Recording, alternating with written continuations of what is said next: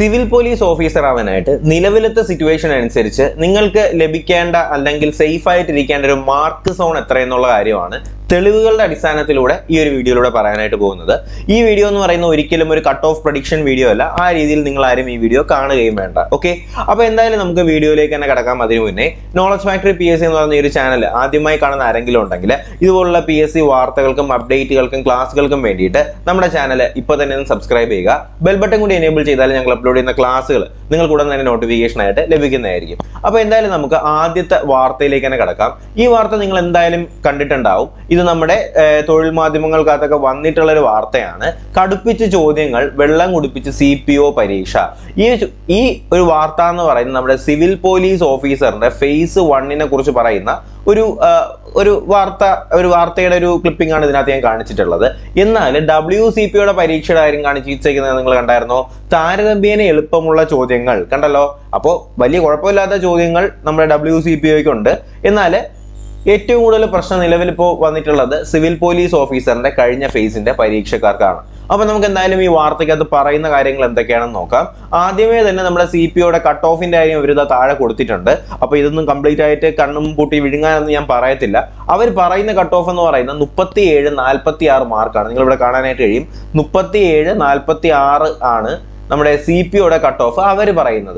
എന്നാലും നമ്മുടെ ചാനലിൽ തന്നെ നമ്മളൊരു സർവേ നടത്തിയിട്ടുണ്ടായിരുന്നു. ഏകദേശം 20-25,000 പേരോളം ആ സർവേയിൽ പങ്കെടുത്തിട്ടുണ്ട്. അപ്പൊ നമുക്ക് എന്തായാലും അതിന്റെ കാര്യത്തിലേക്കൊക്കെ കടക്കാം. അതിന് മുന്നേ നമുക്ക് വാർത്തയൊന്ന് വായിച്ചു നോക്കാം.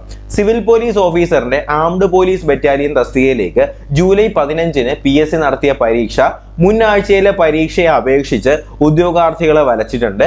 സ്റ്റേറ്റ്മെന്റ് ചോദ്യങ്ങളുടെ എണ്ണം 20-ന് മേലെ വന്നതോടുകൂടി 20-ന് മേലെ സ്റ്റേറ്റ്മെന്റ് ക്വസ്റ്റ്യൻസ് വന്നതോടുകൂടി പരീക്ഷയുടെ കാഠിന്യം നന്നായി വർദ്ധിക്കുകയുണ്ടായി. മാത്രമല്ല ഇത് നല്ല രീതിയിൽ ഉദ്യോഗാർത്ഥികളെ വെള്ളം കുടിപ്പിച്ചിട്ടുണ്ട്. സ്പെഷ്യൽ ടോപ്പിക് ചോദ്യങ്ങളും ബുദ്ധിമുട്ട് സൃഷ്ടിച്ചു.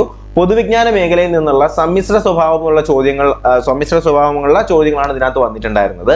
ഏതാനും സ്ഥിരം ചോദ്യങ്ങളും വന്നിട്ടുണ്ടായിരുന്നു. കറണ്ട് അഫയേഴ്സും കാര്യമായി കുഴപ്പം സൃഷ്ടിച്ചില്ല. എന്നാൽ സയൻസ് ഭാഗങ്ങളിലെ പല ചോദ്യങ്ങളും കടുകട്ടിയായി.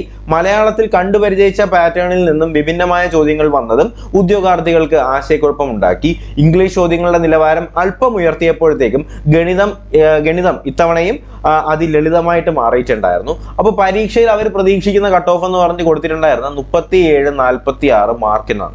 അപ്പൊ നമുക്ക് എന്തായാലും ഈ ഒരു മാർക്ക് റേഞ്ച് എന്ന് പറയുന്നത് ന്യായീകരിക്കാൻ കഴിയുന്ന ഒരു മാർക്ക് റേഞ്ച് ആയിട്ട് ഞാൻ പറയത്തുള്ളൂ. കാര്യം ഇതേ ഒരു സിറ്റുവേഷൻ ആണ് നമ്മുടെ പോൾ ഇട്ടപ്പോഴത്തേക്ക് നമുക്ക് മനസ്സിലാക്കാനായിട്ട് കഴിഞ്ഞത്. ഇതുണ്ടല്ലോ, ഇത് സിവിൽ പോലീസ് ഓഫീസറിന്റെ മെയിൻസ് അല്ലെങ്കിൽ സിവിൽ പോലീസ് ഓഫീസറിന്റെ മെയിൻസിന്റെ ഫൈനൽ ആൻസർക്ക് ഇത് വന്നിട്ടില്ല. നമുക്ക് നോക്കാം. അപ്പൊ മെയിൻസ് ഇപ്പൊ പരീക്ഷ കഴിഞ്ഞ ഈ ഒരു അവസ്ഥയിൽ ഉദ്യോഗാർത്ഥികൾക്ക് ലഭിച്ച മാർക്ക് എന്ന് പറയുന്ന ഈ ഒരു റേഞ്ച് ആണ്. ഇതിനകത്ത് ഏകദേശം 24,000 പേര് ഇതിനകത്തൊരു സർവേക്കകത്ത് പങ്കെടുത്തിട്ടുണ്ടായിരുന്നു.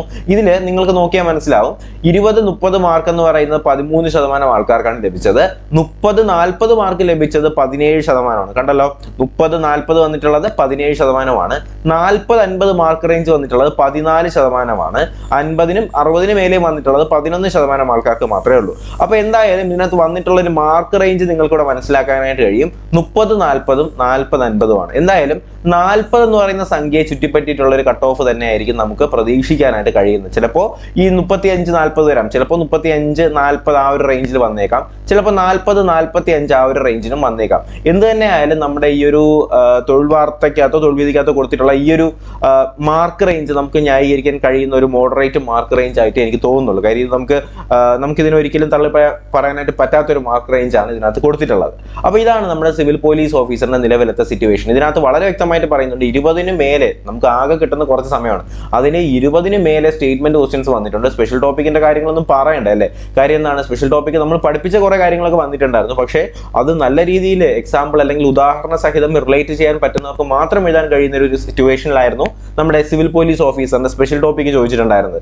പിന്നെ സയൻസിന്റെ കാര്യത്തിലൊന്നും പറയേണ്ട, സയൻസ് ഒക്കെ നല്ല പോക്ക് ക്വസ്റ്റ്യൻ ആയിരുന്നു. അതുപോലെ തന്നെ നമ്മുടെ മാത്സ് വലിയ കുഴപ്പമില്ല, നല്ല രീതിയിൽ തന്നെ മാർക്ക് വാങ്ങിക്കാൻ കഴിഞ്ഞിട്ടുണ്ടായിരുന്നു. പിന്നെ മലയാളവും ഇംഗ്ലീഷും, മലയാളം നല്ല ബുദ്ധിമുട്ടായിരുന്നു. പിന്നെ ഇംഗ്ലീഷ് ആവറേജ് എന്ന് പറയുമ്പോഴത്തേക്ക് എന്താണ്, സ്റ്റാൻഡേർഡ് കൂട്ടിയ ക്വസ്റ്റ്യൻസ് ആയിരുന്നു. എന്ത് തന്നെ ആയാലും നല്ല രീതിയിൽ പഠിച്ചവർക്ക് മാത്രം എഴുതാൻ കഴിയുന്ന ഒരു പരീക്ഷയായിരുന്നു നമ്മുടെ സിവിൽ പോലീസ് ഓഫീസറിന്റെ. ജികെയുടെ കാര്യങ്ങളൊക്കെ നേരത്തെ നമ്മൾ പറഞ്ഞ പോലെ തന്നെ ഒരുപാട് പരിചയമുള്ള ചോദ്യങ്ങളും മറ്റുമൊക്കെ ഉണ്ടായിരുന്നു.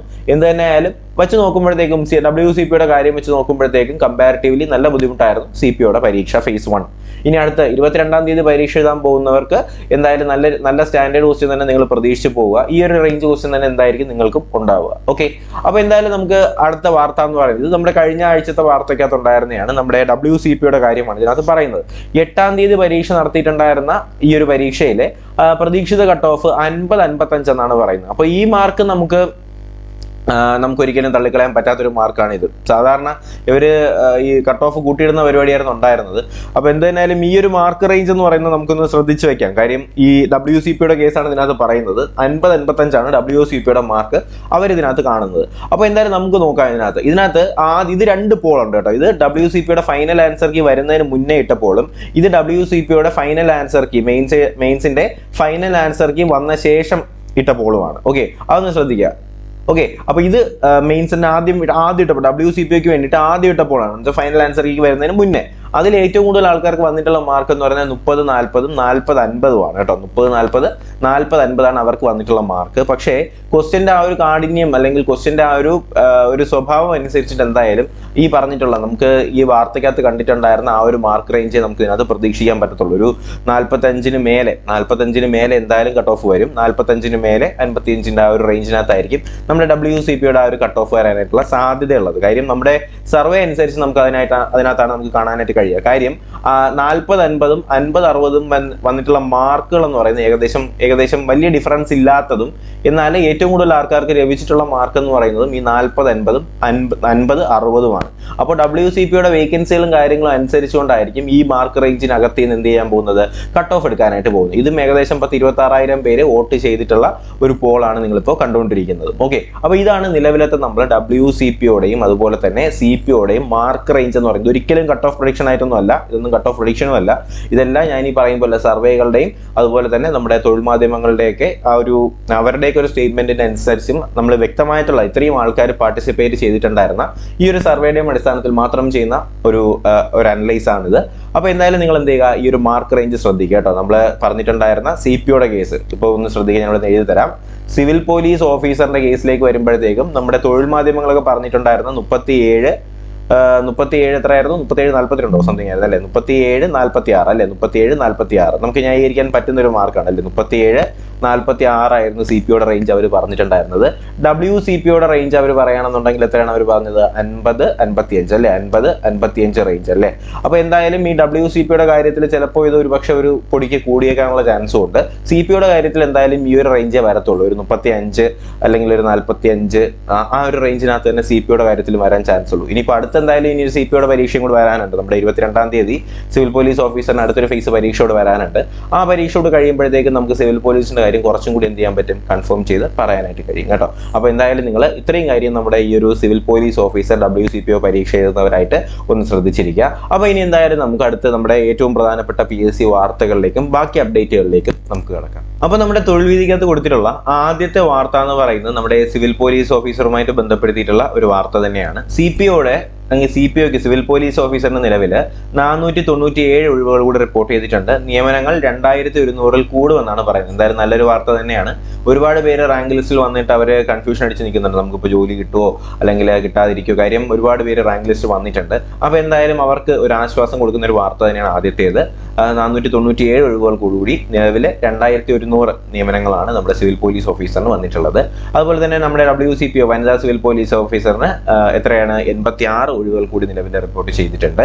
അതുപോലെ തന്നെ പുതിയ ഒഴിവ് ഏറ്റവും കൂടുതൽ വന്നിട്ടുള്ളത് പത്തനംതിട്ടയിലാണ് കേട്ടോ. പത്തനംതിട്ടയിലാണ് പുതിയ ഒഴിവുകൾ റിപ്പോർട്ട് ചെയ്തിട്ടുള്ളതെന്ന് പറയുന്നുണ്ട്. അതുപോലെ തന്നെ നമ്മുടെ സെക്രട്ടേറിയറ്റ് കമ്പ്യൂട്ടർ അസിസ്റ്റന്റിന് 33 നിയമനങ്ങൾ കൂടി വന്നിട്ടുണ്ട്.